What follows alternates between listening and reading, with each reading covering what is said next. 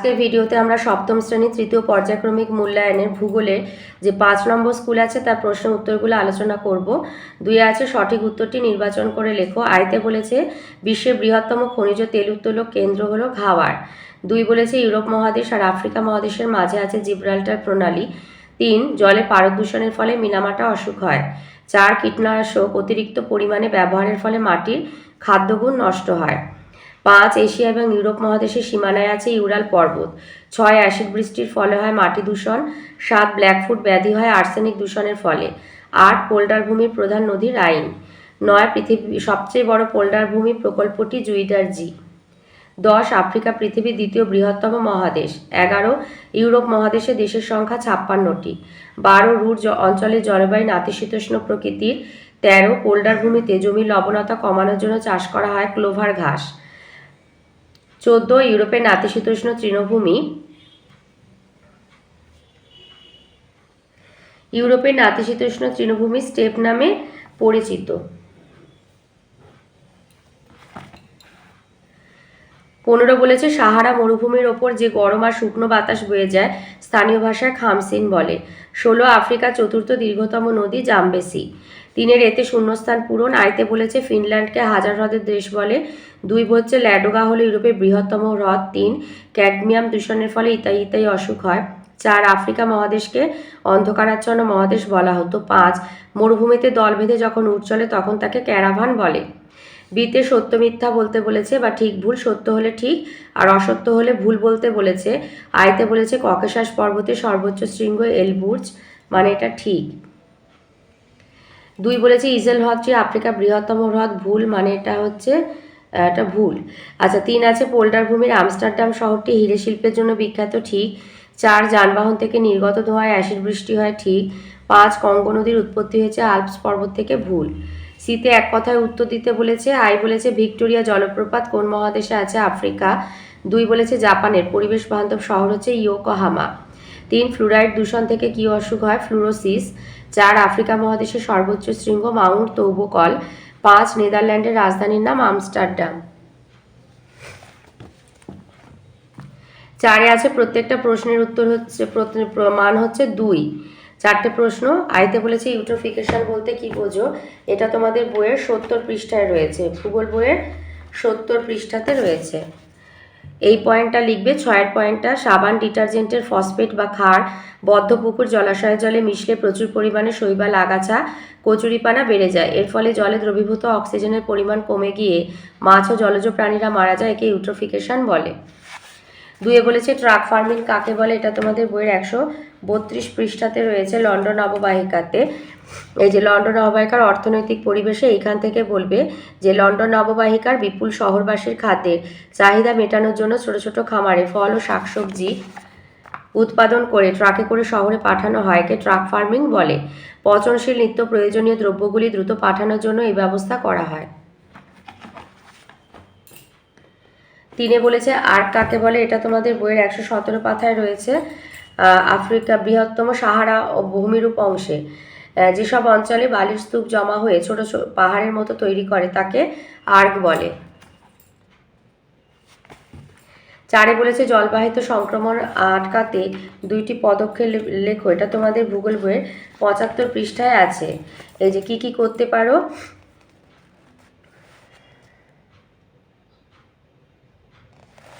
এখানে বলেছে জলবাহিত সংক্রমণ আটকাতে লিখবে বাড়ির নোংরা আবর্জনা তরল বর্জ্য এমন জায়গায় ফেলা উচিত যাতে কোনোভাবে তা বিশুদ্ধ জলের সঙ্গে না মেশে। এই পয়েন্টটা বলবে। 2টো পদক্ষেপ। আর হচ্ছে তাহলে এটা দিয়ে দেবে যে পরিবেশের ক্ষতি করবে না এরকম জিনিস, যেমন কম ক্ষার বা ক্ষারহীন সাবান শ্যাম্পু ব্যবহার করবে।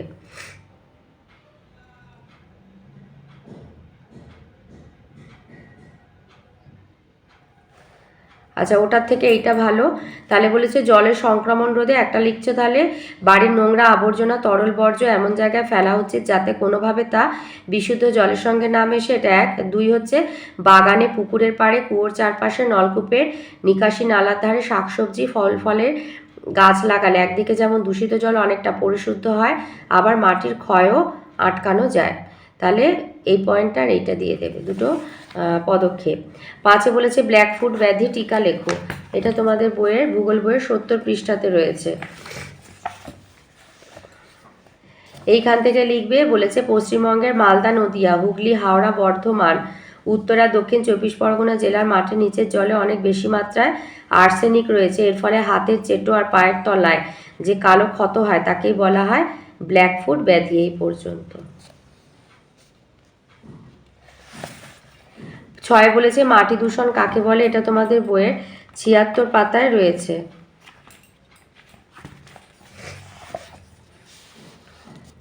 কারখানা দূষিত বর্জ্য পদার্থ, আবর্জনা, প্লাস্টিক, রাসায়নিক সার, কীটনাশক, তেজস্ক্রিয় রাসায়নিক পদার্থের কারণে মাটির উর্বরতা ও গুণগত মান হারালে তখন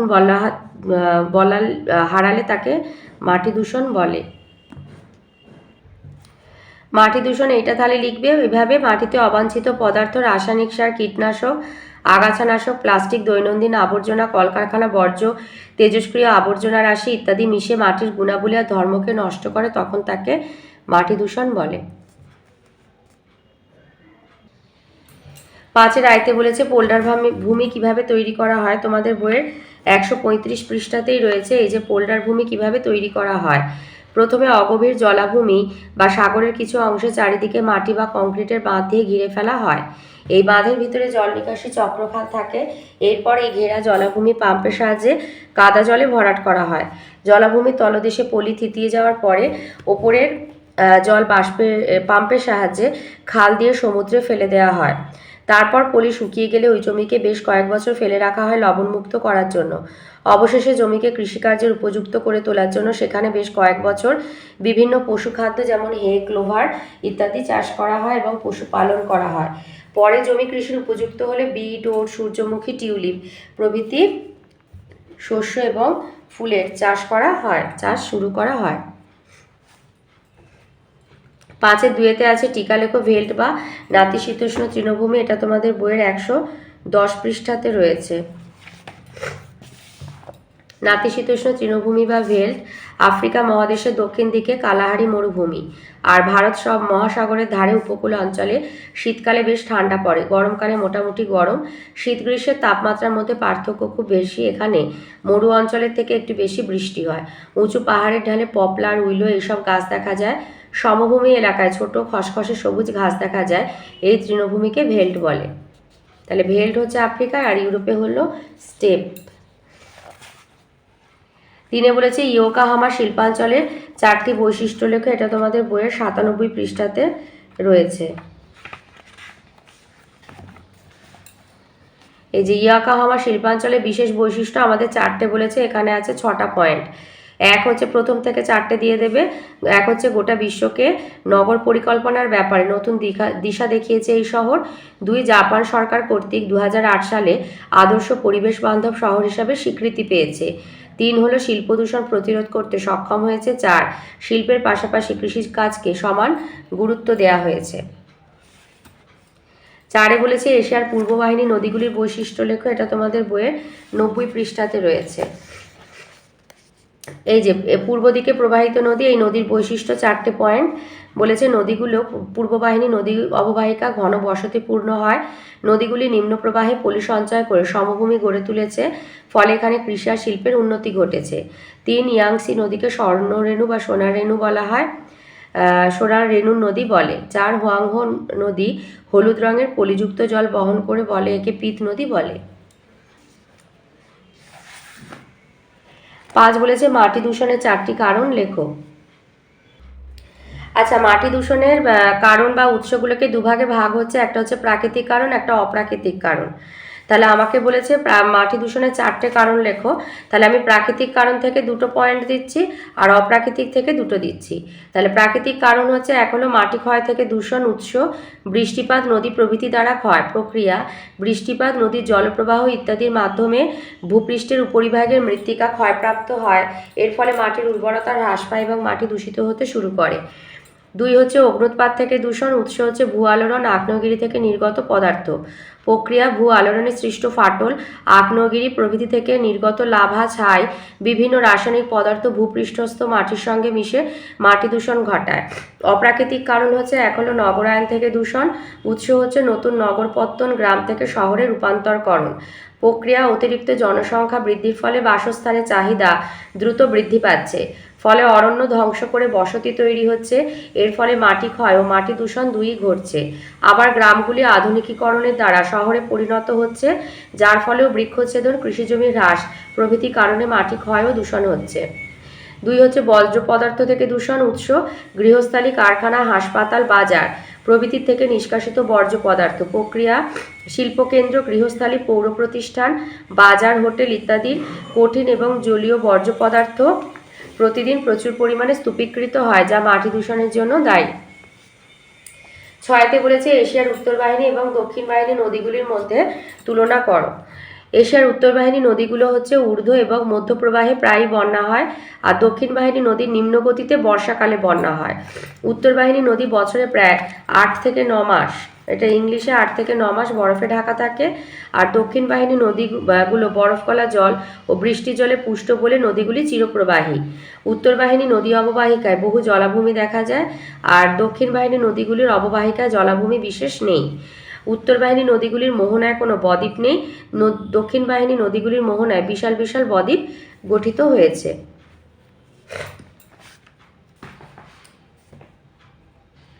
6 আয়তে দিয়েছে জলের দূষণের উৎস এবং কারণ আলোচনা করো। এটা তোমাদের বইয়ের 68 পৃষ্ঠায় রয়েছে, জল দূষণ চ্যাপ্টারে রয়েছে। এই যে উৎস এবং কিভাবে জল দূষিত হয়। একটা হচ্ছে শিল্প কারখানা থেকে জল দূষণ, পেট্রো রাসায়নিক শিল্পে, পলিথিন প্লাস্টিক শিল্পে, জ্বালানি শিল্পে, খনিজ তেল পরিশোধন শিল্পে, বিভিন্ন রকম যানবাহন নির্মাণ, ছোট এবং মাঝারি ইলেকট্রিক্যাল এবং ইঞ্জিনিয়ারিং শিল্পে প্রচুর পরিমাণে দূষিত রাসায়নিক পদার্থ যেমন অ্যামোনিয়া, ক্লোরিন, ফেনল, সায়ানাইড এবং বিভিন্ন ধাতু, জিঙ্ক, পারদ, সীসা, ক্রোমিয়াম ঘটিত দূষক নালা নর্দমা দিয়ে নদী বা সমুদ্রের জলে মিশে জল দূষিত করছে। 2 হচ্ছে গৃহস্থালী থেকে জল দূষণ, গ্রাম এবং শহর এলাকার বিভিন্ন আবর্জনা ও বর্জ্য পদার্থ যেমন গৃহস্থালীর দৈনন্দিন রান্না, খাবারের টুকরো, দূষিত বস্তু, শৌচাগারের মলমূত্র, সাবান, ডিটারজেন্ট, ফিনাইল প্রভৃতি নিকাশি নালার মাধ্যমে ভূগর্ভের জলে, নদীতে, জলাশয়ে পড়ে জলকে দূষিত করে তোলে। এছাড়াও বিভিন্ন খাটাল, পশুশালা, বড় বাজার, হাসপাতাল, চিকিৎসা কেন্দ্র থেকে উৎপন্ন বর্জ্য জলকে দূষিত করে। 3 হচ্ছে কৃষিক্ষেত্র থেকে জল দূষণ, চাষের ক্ষেত্রে বিভিন্ন প্রকার রাসায়নিক সার, কীটনাশক, আগাছানাশক ব্যবহার করা হয়। বৃষ্টির জলে ধুয়ে এই সমস্ত বিষাক্ত রাসায়নিক ভূগর্ভের জলে, জলাশয়, নদীতে মিশে জল দূষিত করে। এই সারে থাকা নাইট্রেটের কারণে ক্যান্সার হতে পারে, শিশুদের মাথায় রক্ত চলাচলে অসুবিধা ঘটায়।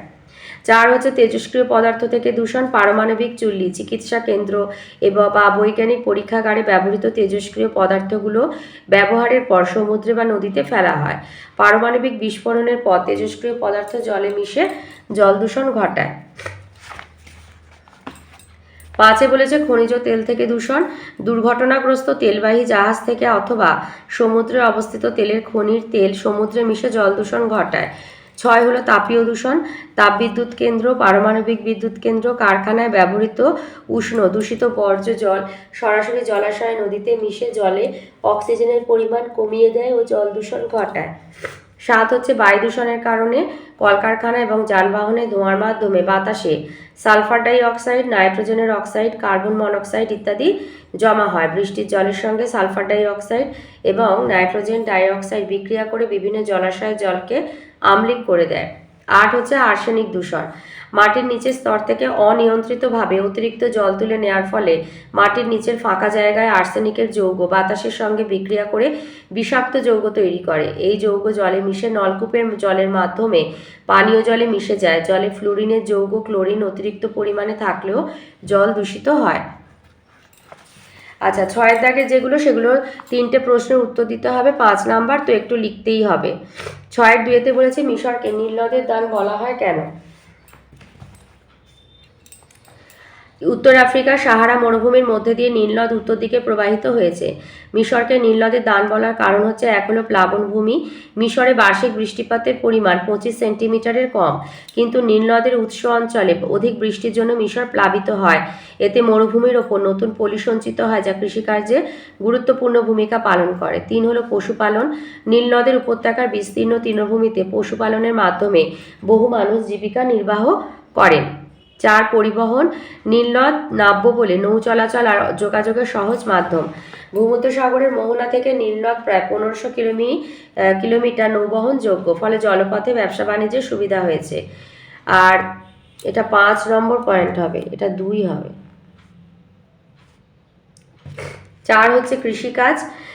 প্রতি বছর বন্যা এবং পরে নদীতে বাঁধ দিয়ে জল ধরে রেখে জলসেচের মাধ্যমে কৃষিকাজ করা হয়, ফলে উন্নত মানের তুলো, গম, আম, তামাক, মিলেট, চীনাবাদাম প্রভৃতির চাষ হয়। সেই জন্য মিশর একটি কৃষিপ্রধান দেশে পরিণত হয়েছে।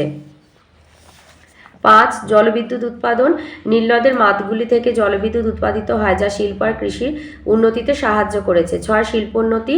নীল নদের তীরবর্তী শহরে বস্ত্রবয়ন, তামাক, ফল প্রক্রিয়াকরণ, চামড়া প্রভৃতি শিল্পের উন্নতি হয়েছে।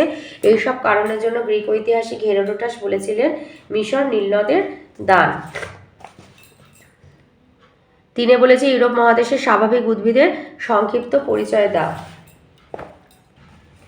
ইউরোপ মহাদেশে প্রাকৃতিক বা স্বাভাবিক উদ্ভিদের শ্রেণীবিভাগ। ভূপ্রকৃতি, জলবায়ু এবং মৃত্তিকার পার্থক্যের জন্য ইউরোপ মহাদেশের বিভিন্ন প্রান্তে ভিন্ন ভিন্ন প্রকৃতির স্বাভাবিক উদ্ভিদ দেখা যায়। যেমন 1 হচ্ছে তুন্দ্রা উদ্ভিদ অঞ্চল। অবস্থান ইউরোপের 66.5 ডিগ্রি থেকে 75 ডিগ্রি উত্তর অক্ষাংশের মধ্যবর্তী অঞ্চল।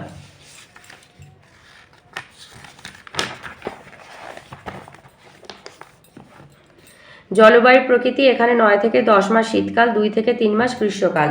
স্বাভাবিক উদ্ভিদ হচ্ছে গুল্মজাতীয় অলডার, জুনিপার, বার্চ, উইলো, অ্যাসপেন, ভ্যালারিয়ান প্রভৃতি ঝোপ তুন্দ্রা। তৃণজাতীয় মস, লিচেন, সেজ, থাইম প্রভৃতি তৃণতুন্দ্রা এবং প্রায় 370 রকমের বিভিন্ন প্রজাতির ফুল দেখা যায়। 2 হচ্ছে সরলবর্গীয় তৈগা বনভূমি। অবস্থান হচ্ছে ইউরোপ মহাদেশের 50 থেকে 70 ডিগ্রি উত্তর অক্ষাংশের মধ্যবর্তী অঞ্চলে। নরওয়ে, সুইডেন, ফিনল্যান্ড, সুইজারল্যান্ড, ইউরোপীয় রাশিয়া এই বনভূমি অবস্থান করছে। জলবায়ুর প্রকৃতি হচ্ছে, এখানকার জলবায়ু অধিকতর শীতলা নাতিশীতোষ্ণ প্রকৃতির। স্বাভাবিক উদ্ভিদ হচ্ছে pine, fir, spruce, larch, willow, aspen, alder, hemlock, Douglas প্রভৃতি। 3 হলো নাতিশীতোষ্ণ পর্ণমোচী বনভূমি। অবস্থান হচ্ছে তৈগা বনভূমির দক্ষিণ আর দক্ষিণ পশ্চিমের এক বিস্তীর্ণ অঞ্চলে পর্ণমোচী বা পাতাঝরা বনভূমি আছে। জলবায়ু প্রকৃতি, এই জলবায়ু অধ্যুষিত অঞ্চলে শরৎকাল থেকে তুষারপাত হয়। তুষারপাতের সঙ্গে সঙ্গে এখানকার গাছের পাতাগুলি ঝরে পড়তে থাকে, সেই জন্য শরৎকালকে ফল বলে। স্বাভাবিক উদ্ভিদ হচ্ছে ওক, এলাম, ম্যাপেল, বীজ, বার্চ, ওয়ালনাট প্রভৃতি। 4 হচ্ছে ভূমধ্যসাগরীয় উদ্ভিদ।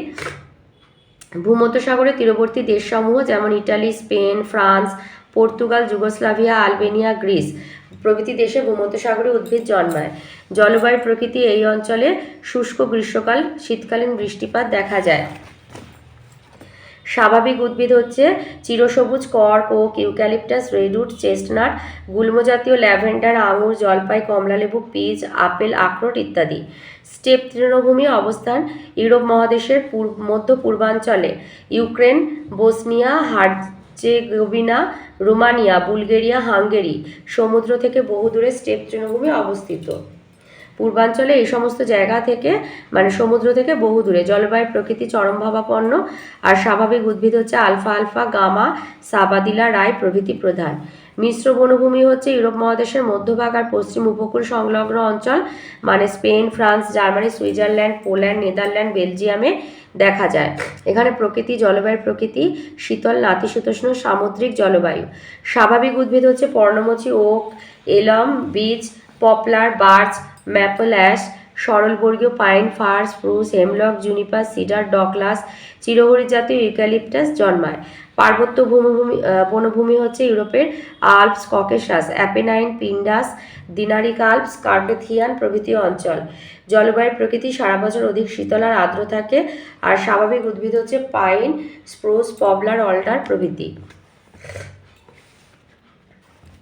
4 বলেছে মাটি দূষণ প্রতিকারের কয়েকটি উপায় লেখো। এটা তোমাদের ভূগোল বইয়ের 81 পৃষ্ঠাতে রয়েছে।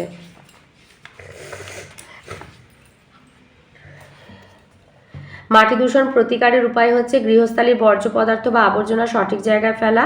2 হচ্ছে পলিথিনের বদলে কাগজ বা পাটের থলের ব্যবহার। 3 বাড়ির উঠান, বাগান, রাস্তার ধারে বেশি গাছ লাগানো। 4 কৃষি জমিতে জৈব সারের বেশি পরিমাণ ব্যবহার। আর 5 হচ্ছে স্কুলের বা বাড়ির আশেপাশের মানুষদের সচেতন করা। এগুলো করতে হবে। আর যেগুলো করা উচিত নয়, যেখানে সেখানে জঞ্জাল বা আবর্জনা ফেলা যাবে না, গাছপালা কাটা কিংবা গাছপালার ক্ষতি করা যাবে না, কৃষি জমিতে বেশি করে রাসায়নিক সার ও কীটনাশকের ব্যবহার করা যাবে না। আর 4 হচ্ছে শৌচাগার ছাড়া যত্রতত্র মলমূত্র ত্যাগ করা বন্ধ করতে হবে। 5 বলেছে ইয়াংসিকিয়াং অববাহিকায় শিল্প সমৃদ্ধির কারণগুলি উল্লেখ করো।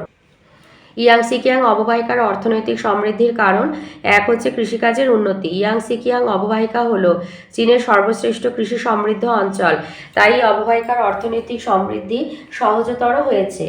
উর্বর মৃত্তিকা, উন্নত জলসেচ, নাতিশীতোষ্ণ জলবায়ু প্রভৃতি কারণে এখানে প্রচুর পরিমাণে ধান, গম, তুলো, পাট, আখ, তামাক, তৈলবীজ উৎপন্ন হয়। 2 হচ্ছে খনিজ সম্পদের প্রাচুর্য। সমগ্র দেশে শতকরা প্রায় 50% খনিজ সম্পদ এই অঞ্চল থেকে পাওয়া যায়।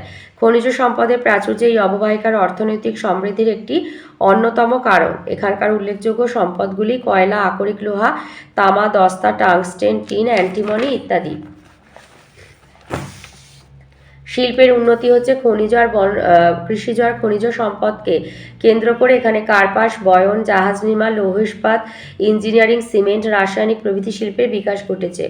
অন্যান্য কারণ হচ্ছে এই অববাহিকাটির অর্থনৈতিক সমৃদ্ধির অন্যান্য কারণগুলি হচ্ছে উন্নত যোগাযোগ ও পরিবহন ব্যবস্থা, সাংহাই, নানকিং, চুংকিং ইত্যাদি বন্দরের সুবিধা, ঘনবসতি, অনুকূল জলবায়ু, পর্যাপ্ত জলসম্পদ, সুলভ শ্রমিক, উন্নত পরিকাঠামো ইত্যাদি। তো এই ছিল আজকের আমাদের সপ্তম শ্রেণীর তৃতীয় পর্যায়ক্রমিক মূল্যায়নের ভূগোলের 5 নম্বর স্কুলের প্রশ্নের উত্তরগুলি। তো কেমন লাগলো কমেন্টের মাধ্যমে অবশ্যই জানাবে। ভালো লাগলে লাইক আর একটু বেশি করে শেয়ার করে দেবে। আর যদি চ্যানেলটা সাবস্ক্রাইব না করে থাকো তো প্লিজ একটু সাবস্ক্রাইব করে দেবে।